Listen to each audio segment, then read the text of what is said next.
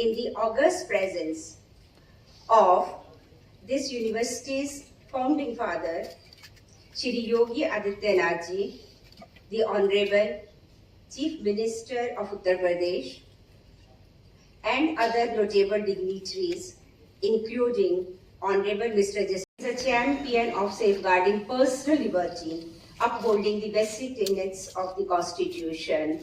We all know that he is supremely articulate and has provided innovating new interpretations of the law, even though it means having a different view from others, including in the journey of Dr. Rajendra Prasad National Law University, Prayagraj.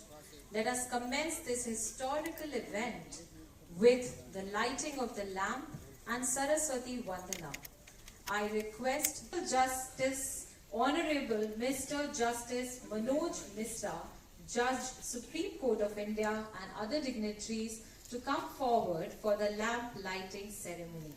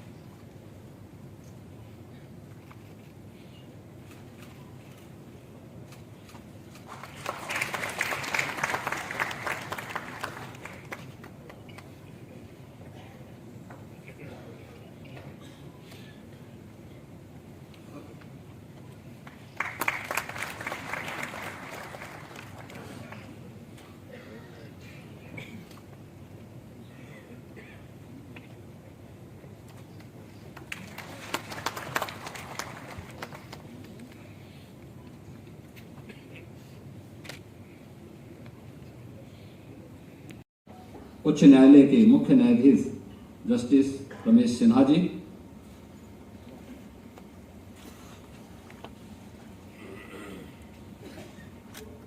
सभी उपस्थित महानुभाव, प्रयागराज गंगा, यमुना और सरस्वती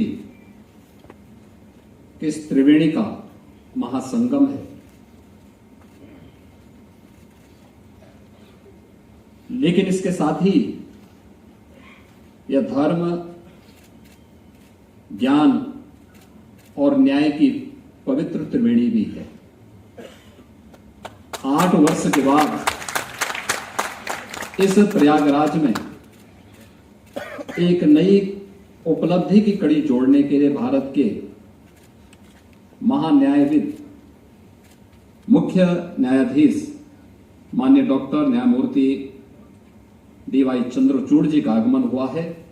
मैं राज्य सरकार की ओर से, उत्तर प्रदेश वासियों की ओर से उनका हृदय से स्वागत करता हूं और अभिनंदन करता हूं।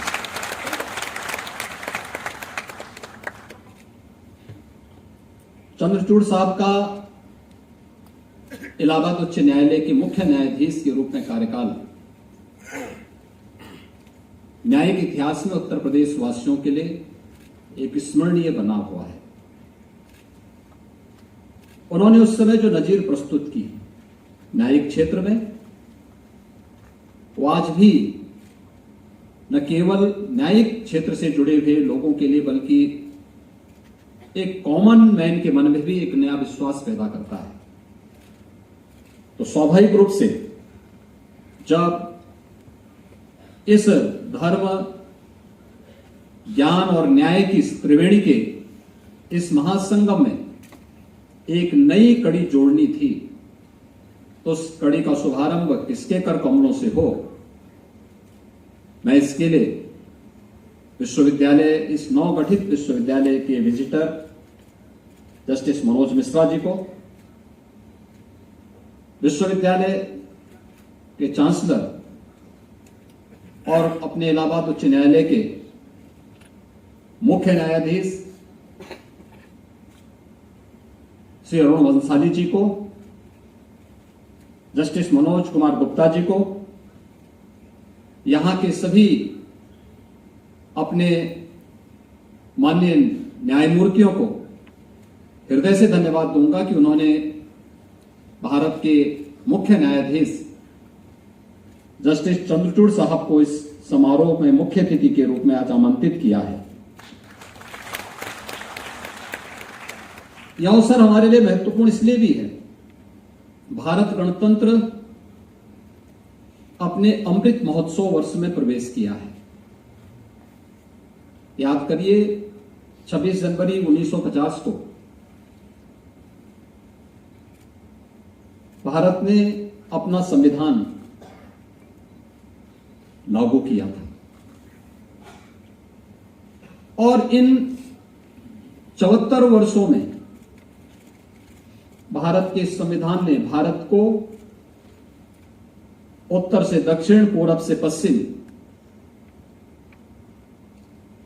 एकता के सूत्र में बांधने के लिए एक नई प्रेरणा दी। दुनिया को लोकतांत्रिक तरीके से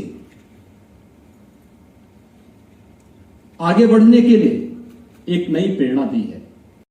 डॉक्टर राजेंद्र प्रसाद जी के नाम पर, जो भारत गणतंत्र के पहले राष्ट्रपति भी बने थे, उनके नाम पर बनने वाले इस विश्वविद्यालय का शुभारंभ आज भारत के मुख्य न्यायाधीश माननीय चंद्रचूड़ साहब के कर कमलों से प्रारंभ होने जा रहा है। एक नए सत्र की शुरुआत होने जा रही है। मुझे प्रसन्नता है कि जिन छात्रों का इसमें प्रवेश होने वाला है, उनमें से बहुत सारे छात्र, उनके अभिभावक भी इस समारोह के भागीदार बन रहे हैं। यह दिन उनके लिए बड़ा स्मरणीय होगा, क्योंकि जिस फील्ड में अपने कैरियर को बनाना चाहते हैं, उसका आज के समय के सबसे चमकता हुआ सितारा उनके सामने है, उनको गाइड करने के लिए, उनका मार्गदर्शन करने के लिए, उनकी प्रेरणा के लिए। तो स्वाभाविक रूप से वह उनके लिए एक नई प्रेरणा है। उत्तर प्रदेश के लिए, हमारे लिए एक उपलब्धि है कि हम उत्तर प्रदेश को एक नेशनल लॉ यूनिवर्सिटी देने की दिशा में अग्रसर हुए हैं। आज उत्तर प्रदेश देश की एक बड़ी अर्थव्यवस्था के रूप में आगे बढ़ा है। हमने आदरणीय प्रधानमंत्री जी के मार्गदर्शन में, उनके नेतृत्व में विगत 6-7 वर्षों में उत्तर प्रदेश के अंदर सुशासन को स्थापित करने में कुछ सफलता प्राप्त की। सुशासन की पहली शर्त है रूल ऑफ लॉ, और रूल ऑफ लॉ बगैर बार और बेंच के सहयोग से नहीं हो सकता है, कभी नहीं हो सकता है। और मैं इस बात के लिए उत्तर प्रदेश के बार को भी और बेंच को भी इस बात के लिए हृदय से धन्यवाद भी दूंगा, उनका आभार भी व्यक्त करूंगा। उत्तर प्रदेश के सुशासन के इस मॉडल को स्थापित करने के लिए उनका सकारात्मक सहयोग प्रदेश को हमेशा प्राप्त हुआ है। उसी का परिणाम है कि आज उत्तर प्रदेश कुछ नया करने की दिशा में अग्रसर हुआ है। मैं इस बात के लिए आश्वस्त कर सकता हूं, न केवल doctor Rajendra Prasad national law university के इंफ्रास्ट्रक्चर के लिए, बल्कि मैंने पहले भी कहा कि सुशासन की पहली शर्त वह रूल ऑफ लॉ है, और यह तब होने जा रही है। पीढ़ियां इस दिन के देख करके भावुक होंगी। वे इस दिन को देख करके, जब भी कैसे इसकी शुरुआत हुई थी, कहां से शुरुआत हुई थी, इन सभी को लेकर के उनके मन में एक नई प्रेरणा होगी। और मुझे प्रसन्नता है कि यहां पर जो अभी कुलपति, जो यहां की नवनियुक्त कुलपति है प्रोफेसर उषा टंडन जी ने आपके सामने बताया कि यह फर्स्ट ईयर में हम यहां पे BA-LLB के 5 इयर्स कोर्स का प्रारंभ करने जा रहे हैं। नेक्स्ट ईयर में 1 ईयर का LLM का कोर्स प्रारंभ होगा। फिर PhD के पाठ्यक्रम 3 वर्षीय PhD का कार्यक्रम भी यहां पे प्रारंभ होगा। और इस दौरान अच्छा होगा यहां की फैकल्टी। अभी संसद में 3 नए एक्ट बने हैं। युवा अधिवक्ताओं के प्रशिक्षण का विशेष कार्यक्रम यहां पर प्रारंभ हो, राज्य सरकार इसको पूरा सपोर्ट करेगी। और मुझे लगता है इस दायित्व को भी इस लॉ यूनिवर्सिटी को अपने ऊपर लेना चाहिए कि वे यहाँ के प्रदेश भर के अधिवक्ताओं को, हर जनपद से युवा अधिवक्ताओं को बुलाएं, क्योंकि आज अधिवक्ताओं के लिए सरकार ने अपने स्तर पर बहुत कुछ करने का प्रयास किया है। और आगे भी हमारा बार काउंसिल के शिव कुमार गौर हैं और भी यहाँ के उनके पदाधिकारी मौजूद हैं। ये लोग अपनी बात को समय समय पर रखते आए हैं, और मैं इस बात को उनको आश्वस्त करता हूं कि न केवल प्रशिक्षण के लिए बल्कि उनकी अन्य सुविधाओं के लिए भी सरकार पूरी तरीके से उनके साथ रह करके उनको हर प्रकार का सपोर्ट करेगी, सहयोग करेगी। मैं एक बार फिर से doctor Rajendra Prasad national law university के आज शुभारंभ के अवसर पर आप सबको हृदय से बधाई देता हूं, अपनी शुभकामनाएं देता हूं। धन्यवाद। जय हिंद।